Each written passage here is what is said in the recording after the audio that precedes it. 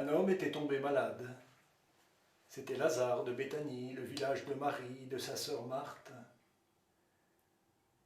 Marie est celle qui versa du parfum sur le Seigneur et lui essuya les pieds avec ses cheveux.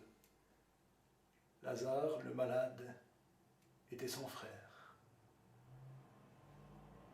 Une famille touchée par la maladie et le deuil.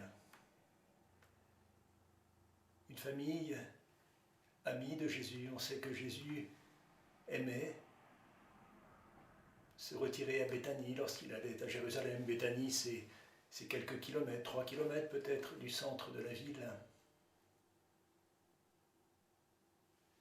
Deux sœurs touchées dans leur chair par la maladie de leur frère. Une maladie qui conduit à la mort. Les questions dans ce texte de souffrance et de mort, la mort de Lazare bien sûr, mais se profile déjà la mort de Jésus. Par cette allusion au fait que Marie est celle qui versa du parfum sur le Seigneur et lui essuia les yeux avec ses cheveux. Ce parfum qui anticipe déjà le baume qui sera répandu sur le corps mort de Jésus.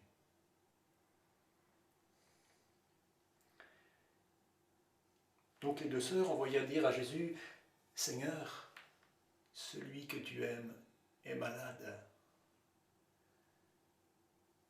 Oui, j'avais un ami très malade qui avait simplement cette phrase sur sa table de nuit, « Seigneur, celui que tu aimes est malade. »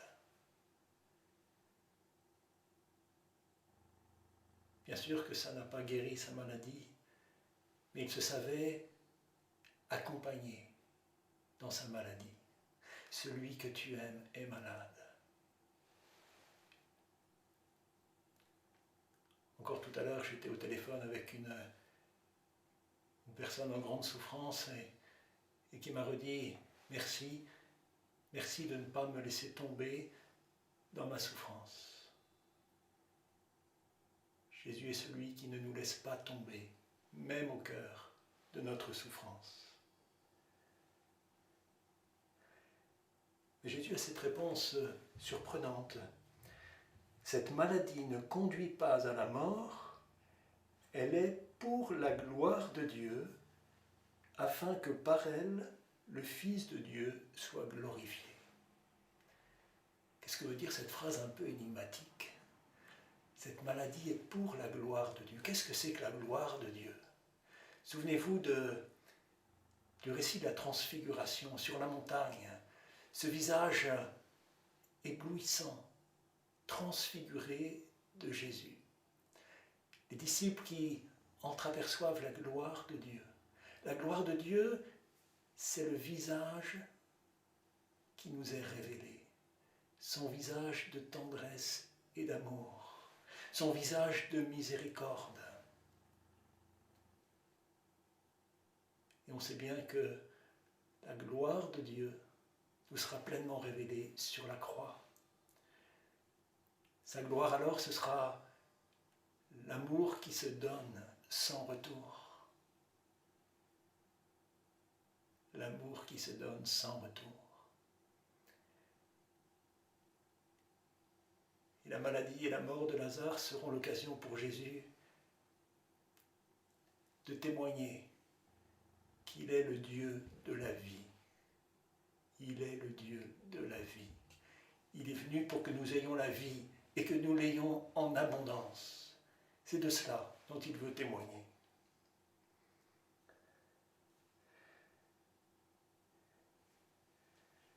Quand il apprit que celui-ci était malade, Jésus demeura pourtant 2 jours à l'endroit où il se trouvait. Alors seulement il dit aux disciples, « Revenons en Judée. » Mais les disciples ont peur. Ils savent qu'en Judée, c'est son arrestation qui attend Jésus. Ils connaissent les risques. Ainsi donc revenir en Judée, c'est aussi pour Jésus aller consciemment au-devant de sa vie donnée, au-devant de sa propre mort.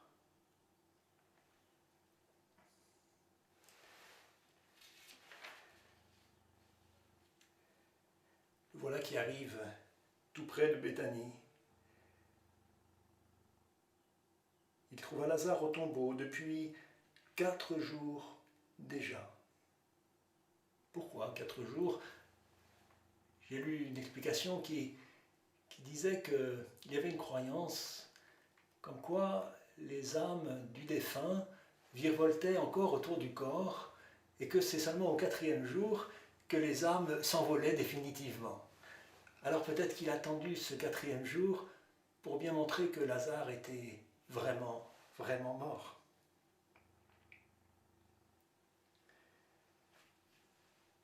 Et voilà Marthe qui sort à la rencontre de Jésus, tandis que Marie, elle, reste prostrée auprès du corps. On retrouve là ces deux sœurs qu'on connaît si bien, dont parle saint Luc. Marthe la battante, toujours prête à prendre des initiatives, Marie la contemplative, prostrée dans sa douleur. Et Marthe qui dit à Jésus, « Seigneur, si tu avais été là, mon frère ne serait pas mort. Mais je sais que maintenant encore, Dieu t'accordera tout ce que tu lui demanderas. » Nous allons accompagner Marthe dans son cheminement de foi. Marthe qui va grandir dans la confiance en Jésus. Marthe qui peu à peu va le reconnaître comme l'unique sauveur, celui capable de donner la vie. Quelle confiance à Marthe en Jésus. Dieu t'accordera tout ce que tu lui demanderas. Nous pensons là à l'attitude de Marie, la mère de Jésus, à Cana. Faites tout ce qu'il vous dira. Alors Jésus lui dit, ton frère ressuscitera. Et elle de reprendre, je sais qu'il ressuscitera au dernier jour à la résurrection. Et Jésus lui dit, moi, je suis la résurrection et la vie. Celui qui croit en moi, même s'il meurt, vivra. Et tout homme qui vit et qui croit en moi ne mourra jamais. Crois-tu cela? Voilà le cœur de notre foi. Je suis la résurrection et la vie. Celui qui croit en moi, même s'il meurt, vivra. Crois-tu cela? Crois-tu cela? Marthe répondit, oui Seigneur, tu es le Messie, je le crois. Tu es le Fils de Dieu, celui qui vient dans le monde. Remarquez au passage que c'est une femme qui dans l'Évangile fait la plus belle profession de foi. Une femme. Et c'est encore une femme comme bien d'autres qui à la résurrection sera la première à annoncer la nouvelle aux apôtres. Les femmes nous précèdent, nous les hommes, comme disciples missionnaires. Alors Marthe s'en alla appeler sa sœur Marie et lui dit tout bas, « Le maître est là, il t'appelle. » Marie, dès qu'elle l'entendit, se leva aussitôt et partit rejoindre Jésus. Elle arriva à l'endroit où se trouvait Jésus. Dès qu'elle le vit, elle se jeta à ses pieds et lui dit, « Seigneur, si tu avais été là, mon frère ne serait pas mort. »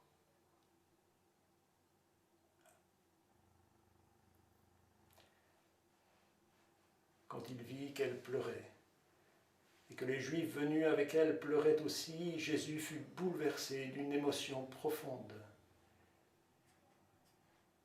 Il demanda « Où l'avez-vous déposé ?» Ils lui répondirent « Viens voir, Seigneur. » Alors Jésus pleura.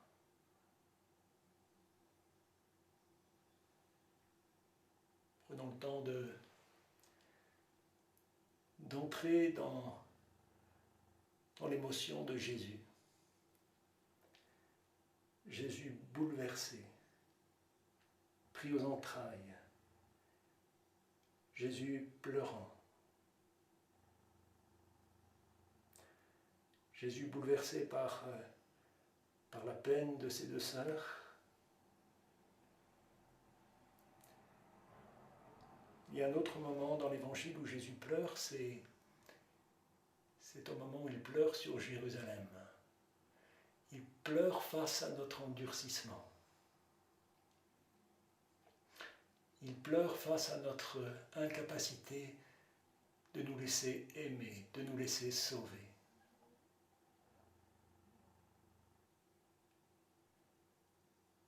Comme il est proche de nous, ce Jésus,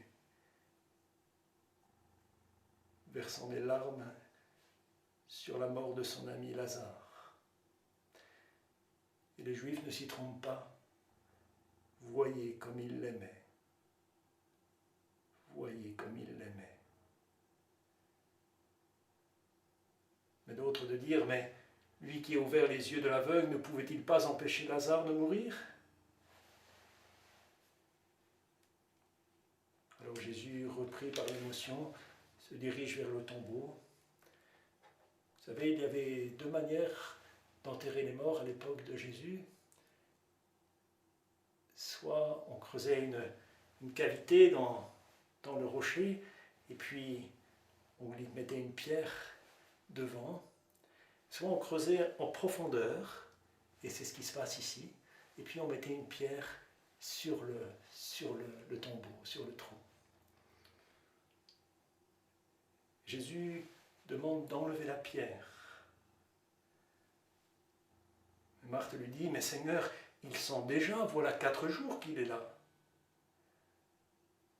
Et Jésus de lui dire, ne te l'ai-je pas dit, si tu crois, tu verras la gloire de Dieu.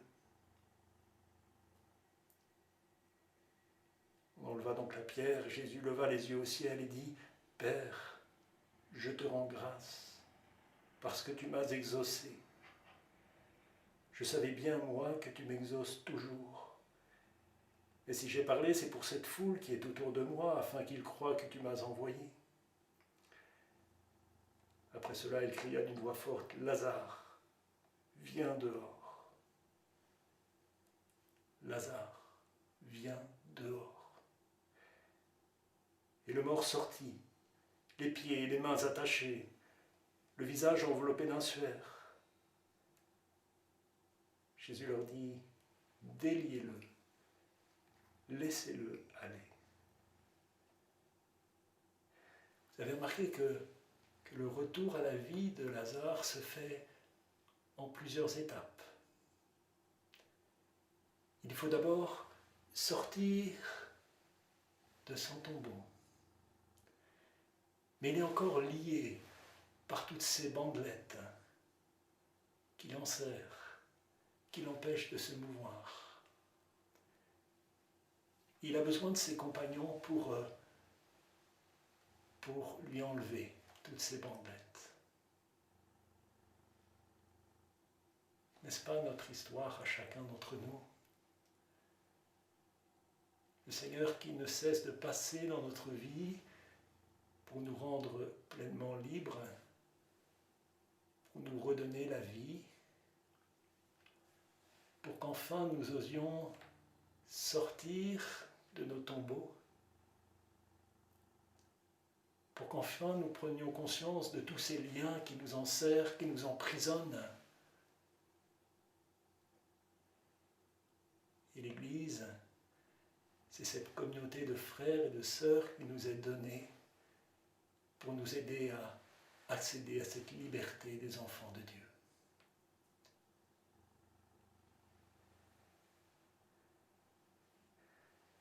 Les nombreux Juifs qui étaient venus entourer Marie et avaient donc vu ce que faisait Jésus, crurent en lui. Oui, Seigneur Jésus, à notre tour, nous voulons croire que tu es la vie donnée en abondance.